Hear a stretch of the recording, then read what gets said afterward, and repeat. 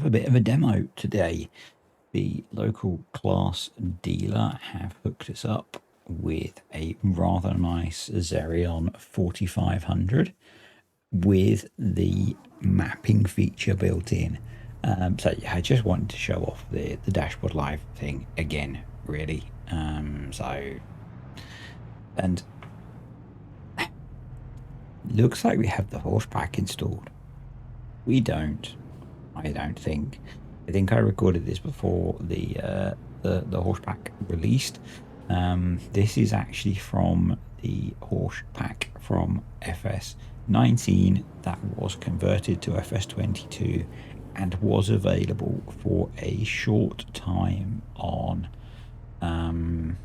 Simply Safe Mods, the now defunct site, and I don't think it's available anywhere to download. So we're going to head up to the farm to fill the seeder up. But yeah, so I used this on, well, I used one of the seeders from the pack on my Calmston. What's Calmston? I get all of Oxy's maps mixed up on my Calmston Let's Play. And at that point it was available to download on, say, on Simply Safe Mods. It's not available now, so, you know, yeah.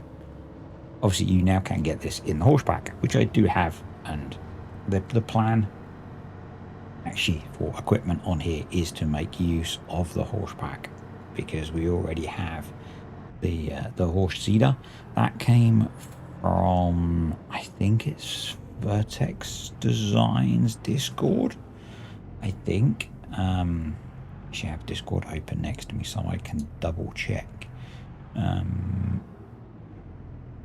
Please hold, listener. I'm pretty sure. No, maybe it wasn't. I'll remember. Try and remind myself where I downloaded it from. And oh, it's bugging me. Actually, it really is now, like a professional.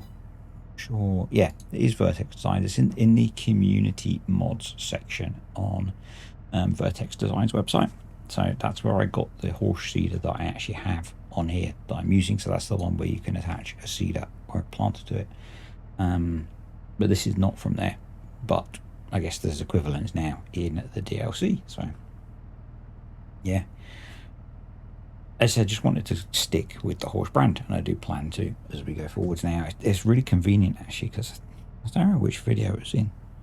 Was it one of the ones recently I was talking about the fact that I would eventually get to the point where I would be doing all of the steps and using mulches and stuff, and Giants clearly were listening to my desires, and there are 2 mulches now in the horsepack, which is again really cool. Nice to have just different options for some of these things that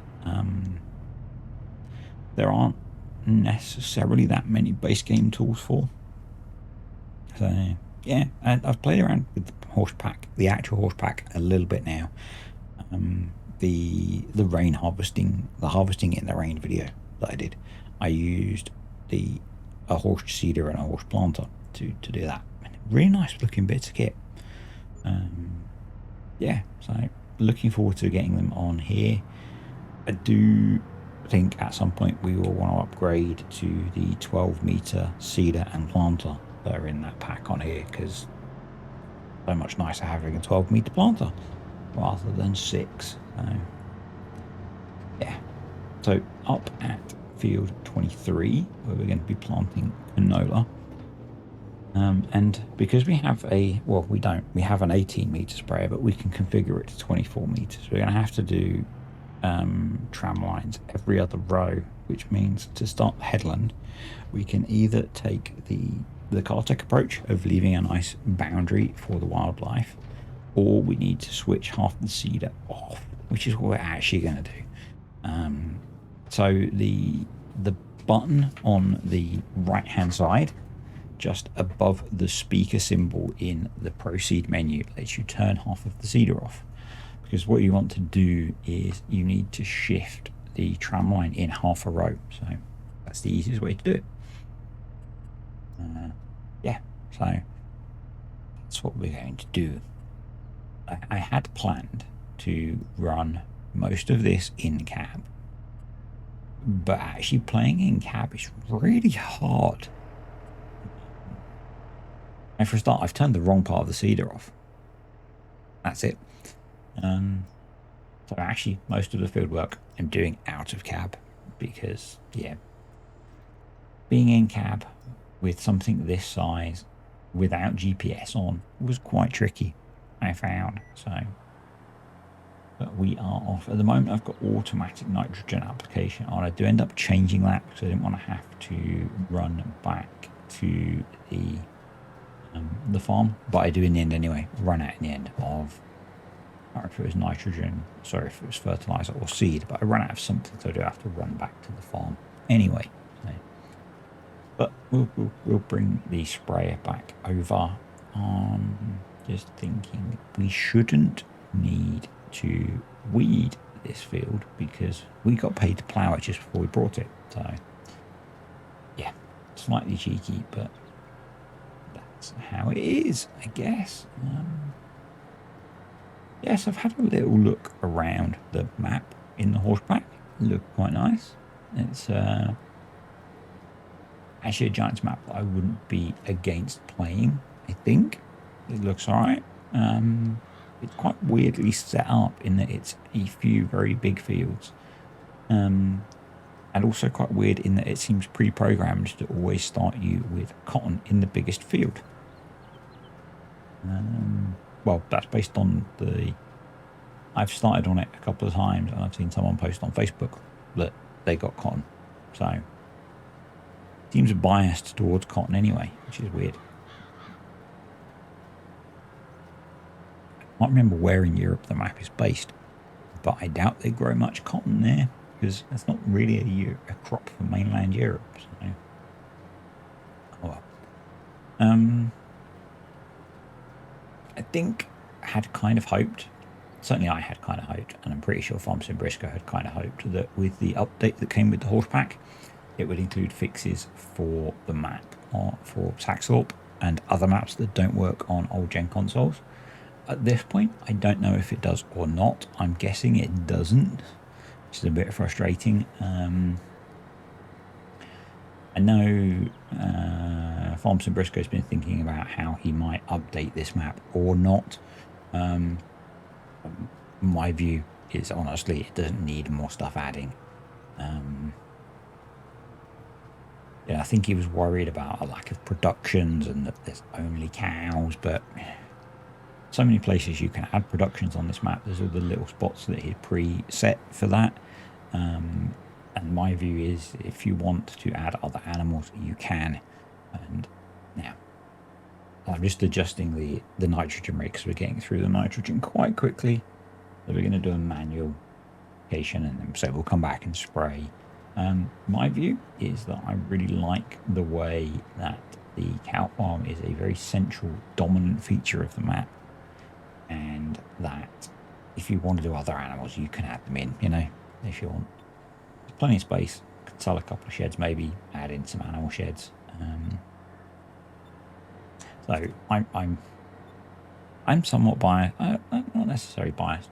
I think this is a brilliant example of a UK map. It really reflects the area that I live in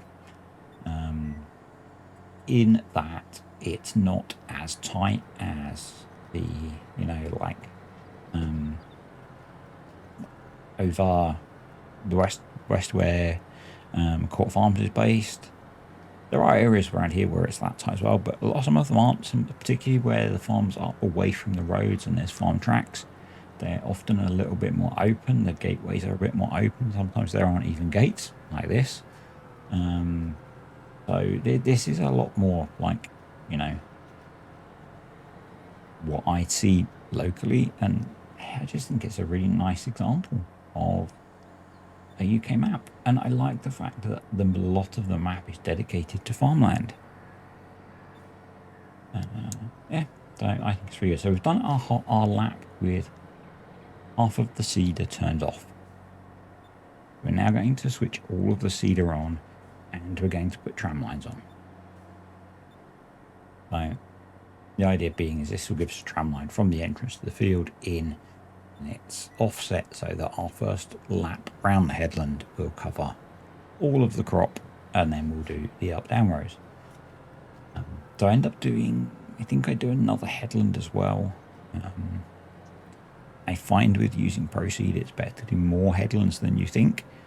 It just makes it a bit easier, and I still find it quite hard to do tram lines, but I really like the effect. So yeah, we will need to come back and roll this field as well, for the end of March. But it's nice to get a crop in the ground, because so far we've only got one. There's going to be a lot of planting in April. That I haven't been messing around with, or I was messing around at nearly a week ago now. It was at the weekend with the crop rotation mod. So I found on their website they had a quite detailed explanation of how it works. They had spreadsheets. It's always good when they've got spreadsheets. So I went through a bunch of that. I was trying to work out, some best crop rotations, because best anything is good. I found that it was quite difficult to get some bests. There was always going to be some compromise in there. I started off trying to do it for the set of crops I have on here, and there was a small compromise. And actually, the crop rotation that we have is not far off. There are some changes I can make, but nothing too major. But there's some really interesting bits in there. I need to do more digging. But they treat fallow quite interestingly, and they treat repeat cropping quite interestingly. So definitely want us to look into it more. When I used it on FS19 seasons, I would just click through and find stuff that sort of worked with what I wanted to grow. But it was quite interesting having the information about. So there are 3 categories basically for each crop. It's either it's bad to plant it after the previous one, it's good, or it's really good. And depending on how you pick, the last 2 crops affect it. So trying to find two preceding crops that were really good, and then your next one was quite tricky. Tried to do it just for just starting from blank and working through, and there was always going to be a compromise. So it was fun to play with, and it's really one of those other features that are missing from the game that are really nice. I'm just checking something. It's the end of the work day for me. I've still got my work laptop on, so I had an email arrive that I needed to have a quick scan through. So my hope, again, is that things will get back to normal now. So this week's been kind of weird again. A couple of days off work with migraine problems, and just getting back into work, getting back to doing this. So that's where we are. It may still be a bit patchy as things settle down and I get caught up. As I keep saying, just bear with me, please, folks. So you're getting enhanced vehicle set up now. I think I actually end up running one more strip down here free. I think, I'm not certain, but I think that's what I end up doing to get a bit more space, because I don't think there was room to run a line down here. Excuse me.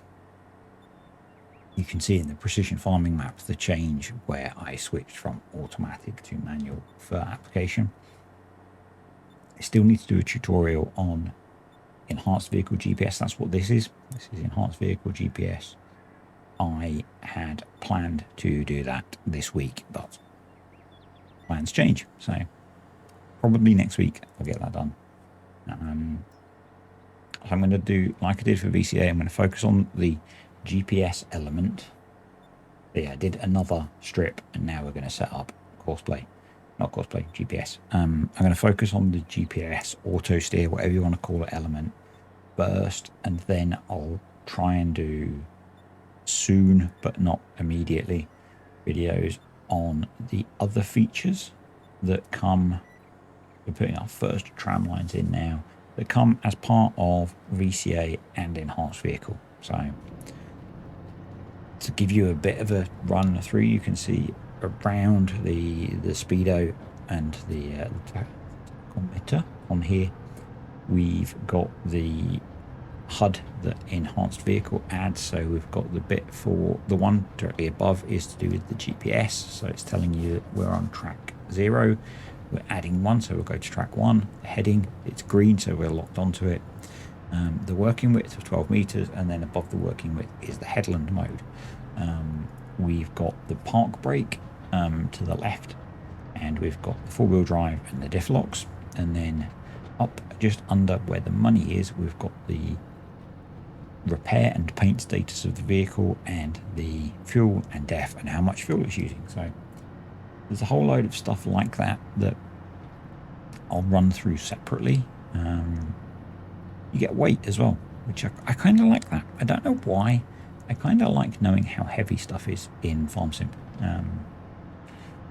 This was a bad tactical move. I thought it was sensible to link up with the existing tram line because I didn't need to seed anymore. When it comes to spraying, I need the tram line there. So that was a bit of a noob mistake on my part. Engineer, not a farmer, but you can see the map working, which is so cool. So I think by the time this video comes out, that update will be very close to being submitted to ModHub. I think Glowin's plan is to submit it over the weekend. So, you know, keep your eye on the testing list. He has added some features since I did the preview.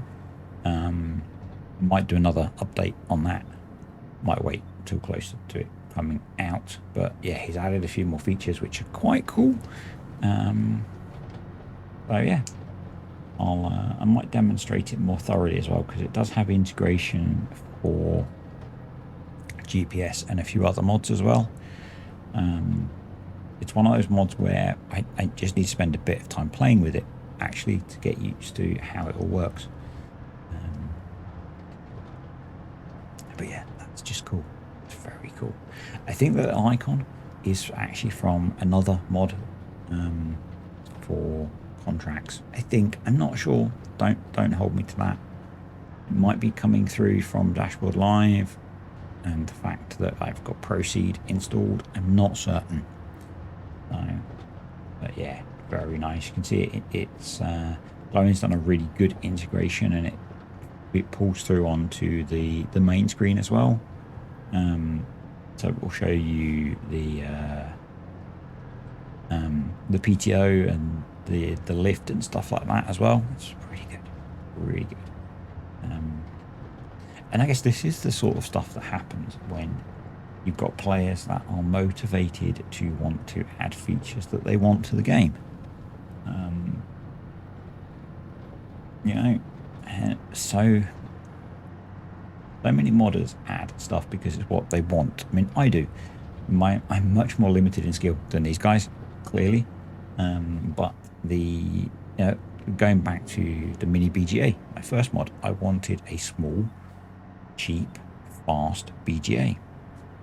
So I made one. I also really liked the model that was part of the Alpine map, and so, which is what I used. So there was that as well. And almost all of the other mods that I've made have been things that I wanted that weren't available, or someone that I wanted and wasn't available, and I thought I could do. And so yeah, I think most modders are like that. Most modders create things. I know Thompson Briscoe made the Oaks because it's where he lives, and he wanted to farm with his friends on the area he lived in. So he made that map for his little group, his group of friends that multiplay Farm Sim. You know, the fact that modders then end up getting abuse and hassle for, these things that they provide for free to people, mostly. We could go there, couldn't we?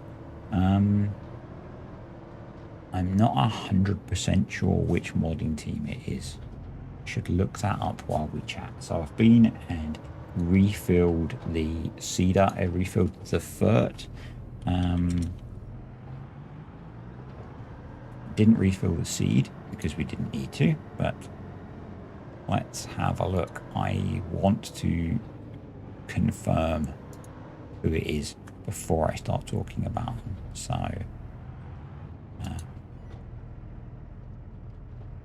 I'm going to double check and then I will start talking. It's not them, so I'm not going to mention it. But modders charging for mods is not something that I am necessarily keen on. Now, people being able to choose to donate is different. Because someone's going to crop up that I make money out of this, but that's all because people choose to donate or whatever. I think it's the same thing, you know. If people want to donate to support modders, definitely do that. You know, like Farms in Briscoe or the Farming Agency or any of those or anyone else, don't have a problem with that. However, the modder collects those donations. Having stuff locked behind a paywall is different, and I don't like it. A lot of other games do it, I know. I guess it's because with Farm Sim, mods are free generally, that I find it, I just don't like the idea. But I guess it's because, partly because of how I am. Am I going to pay for a tractor, or am I just going to download the one next to it that's free, that does the same job? I know which one I'm going to go for. Now, other people, different views. If you don't mind doing that, that's fine. I need to find the post that I want to talk about, and then I can talk about it. I'm not going to talk about it without finding it and knowing the detail, but yeah. So we are now ended up doing skip rows because it was quite a beast to turn. I don't know why.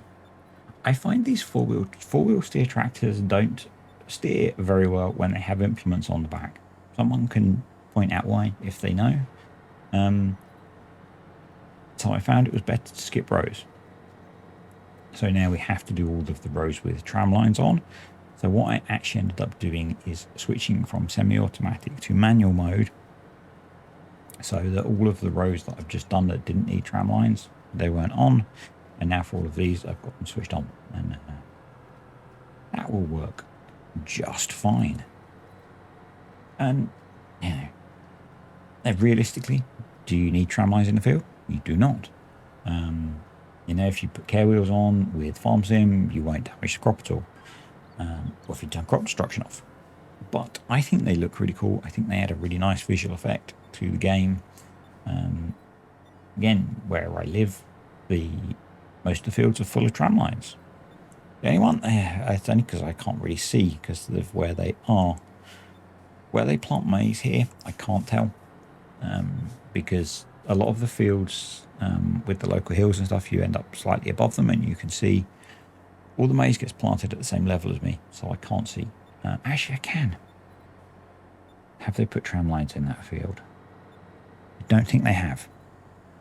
There's a field near me that doesn't seem to have been planted very long ago. The crop, I would say, is maybe 6 inches high.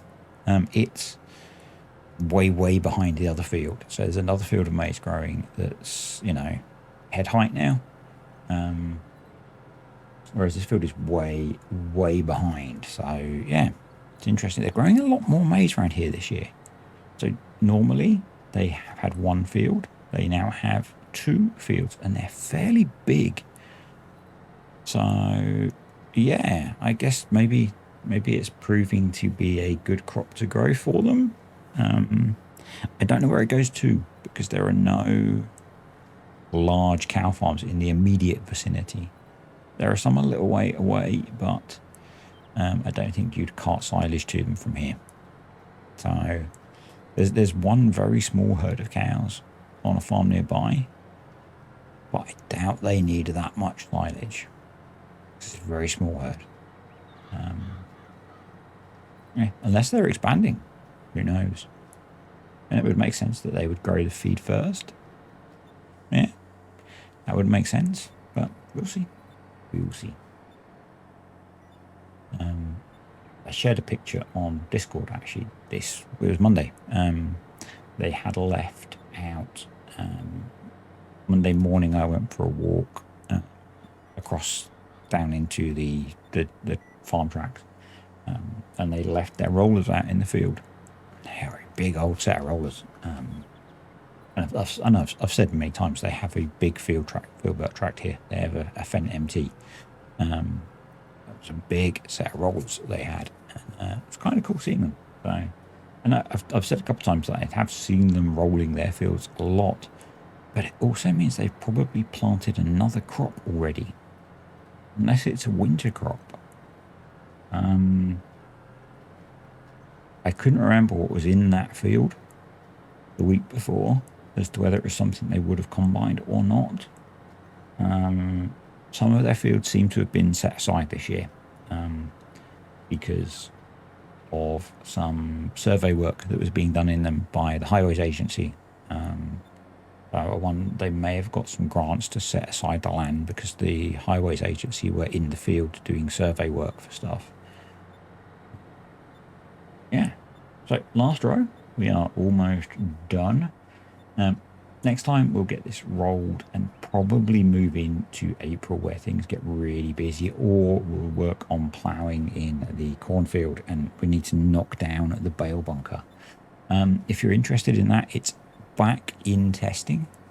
It failed the first time because Cartech's a noob. But it's back in testing. It may have appeared on the testing list again, actually. So hopefully this time it will be more successful. Yeah. Also, check out the next Glen Lathen video. It might be Saturday. Not sure. Going to be running a little giveaway thanks to Monarchs. And we're going to be giving away a copy of the Hay and Forage DLC for Steam. But it is just for Steam, and it is just the Hay and Forage DLC. So if you don't play on Steam, or if you already have that, probably not worth entering. But if you don't have it and you play on Steam, then given that probably not that many people will enter, it'll be worth it maybe. So give that video a watch. It'll be free to enter. It'll be easy to enter. So yeah, again, thanks to Monarchs for that. It's a kind of a cool gesture to help someone out in the community who doesn't have a copy. Yeah, nice guy. So we are just about done. I'm going to say thank you to the patrons and the YouTube channel members. Monarchs is a patron. And I've just put the app to automatic to use up what's in here. Yeah, thank you to the YouTube channel members and the patrons. You guys are awesome. If you've enjoyed the video, click the like button. Any comments, questions, or suggestions, stick them below. And I will see you next time on Saxthorpe Farms.